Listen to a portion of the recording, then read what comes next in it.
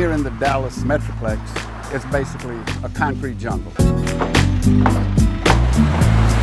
It's about a rat race.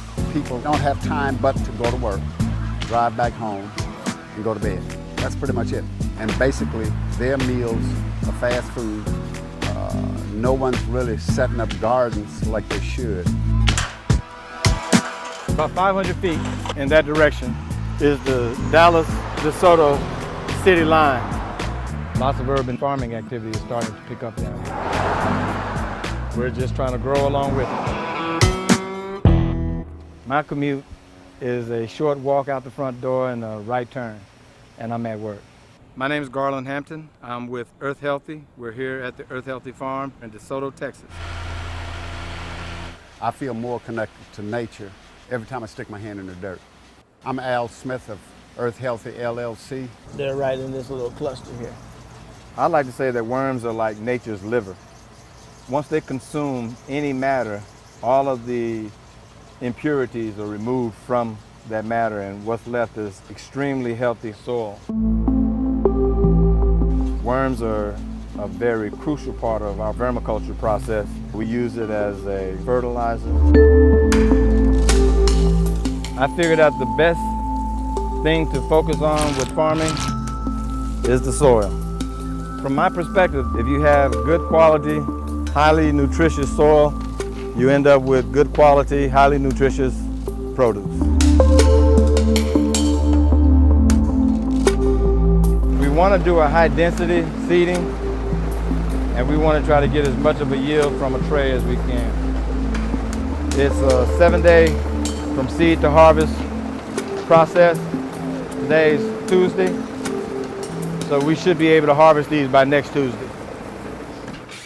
All right, this is one of the high tunnels that you provided for us. And wow.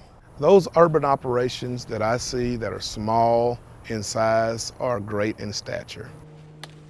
These are okra. I'm with the Natural Resources Conservation Service. My name is Michael Brooks. These stalks are close to 3 to 4 inches at the base. You wouldn't have seen a plant this healthy growing in this soil type in any other situations. Well, you're right. We don't even, in some areas, have 3 inches of topsoil before we're right into solid limestone.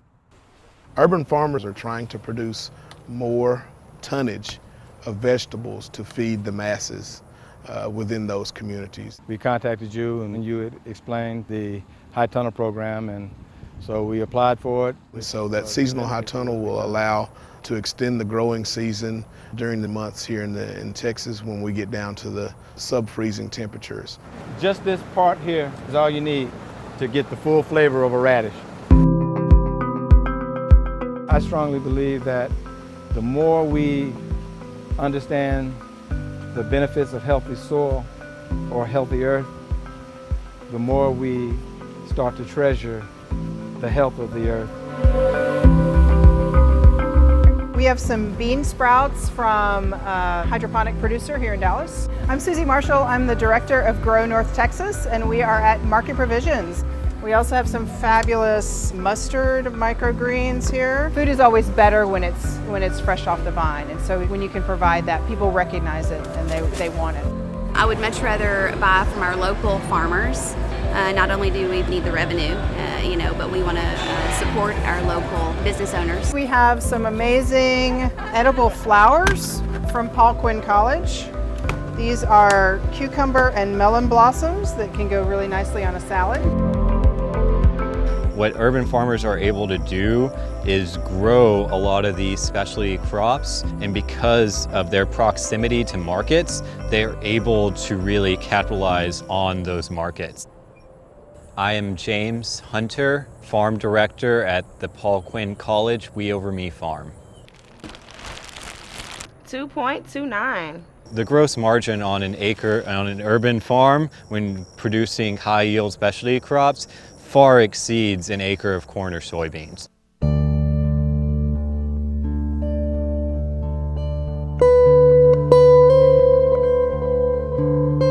The Paul Quinn College We Over Me Farm is a 2-acre organic farm on the site of Paul Quinn College's former football field. So we got to get out here and get this arugula. We have 2 acres in vegetable production. We're going down here to 4th Down. We have a greenhouse that we grow shoots and microgreens in. We raise chickens, bees, and tilapia, and our students run the entire program. We're in Texas. We're in the heart of football. They used to say hut, hut, and they weren't winning. So we're winning now. My name is Darcia Houston. I am an alum of Paul Quinn College. I used to live in the community, so I understand what it's like to not have access to natural and organic produce. I know the obesity and I know the mental illness in this area is high. So this farm, the We Over Me, means the needs of the community supersede my education here. Get to the roots. And then you want to start picking off the old. People on this side of town do want and need the same nutrients as everybody else. We do sell to our community at cost. Okay. What better place to produce vegetables is on an open space like a football field. So our agency is seeing a lot more interest in converting open spaces into usable farms. We're able to get produce to our customers the same day that we're harvesting it. Today we're harvesting some produce orders for a local restaurant called Cafe Momentum. Cafe Momentum is a nonprofit that operates a 12-month juvenile ex-offender job training program. And so we really like supporting their mission with our produce. How's it going? We've got some produce today. It's really cool to see a restaurant make such a commitment to local agriculture.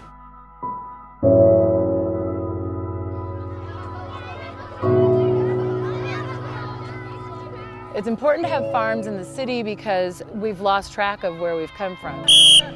People are so disconnected from the food system that I think it's causing problems with health of our nation. At the grocery store, they want the biggest bell pepper and not the one that smells good like a bell pepper should. When we harvest okra, some of it is so tall, it's taller than I am. My name is Kim Amon. I'm known as Farmer Kim, and I'm the program director of Moss Haven Farm. So we started with 21 beds, which is a huge endeavor for any school program at first. These are habaneros. Don't touch them, all right? Harvest away. You know, it's gardening, but we are farming. We have corn and we have crops and we have rotations, and we do all the things that a farm does in the city. Okay, let's see what we got, people. We grow food for people, so we donate food to the North Texas Food Bank on a regular basis. They smell so good. At the grocery store, you're not gonna smell this, right? It's covered in milk. And in schools, we always have to tie into the education piece of it, because that's why we're in school. The science, the social studies, the history. You know, every STEM concept is taught here in the garden. How's that water collection tank? It's collecting water. When it rains in Texas, it's good. School gardens are hard to fund. So I met a person at the USDA and they said, oh, there's this grant. We wanted to figure out how much water we can catch on how much roof. So the NRCS gave us our rainwater catchment and 2 garden beds. One is a history garden where we teach about historically significant foods. Keep it centered. If you can introduce kids to vegetables and fruit, and if they grow it, they're probably going to take at least a bite of it, and they probably will like it because they grew it. So there's this ownership that I planted this seed, this plant grew, it produced peppers, I ate it, and I love peppers. Like, eating was probably my favorite part. I feel like everybody is born a farmer, but it just, you have to pull it out of yourself and become it. We consider ourselves farmers in progress. Urban farmers need to know that NRCS is here to help people help the land. We're not here to necessarily tell you what to do on your farm. We're here to be that technical source to help you achieve your objectives and goals. We have a great farming environment, and we need to keep it up and spread farms through the world and America.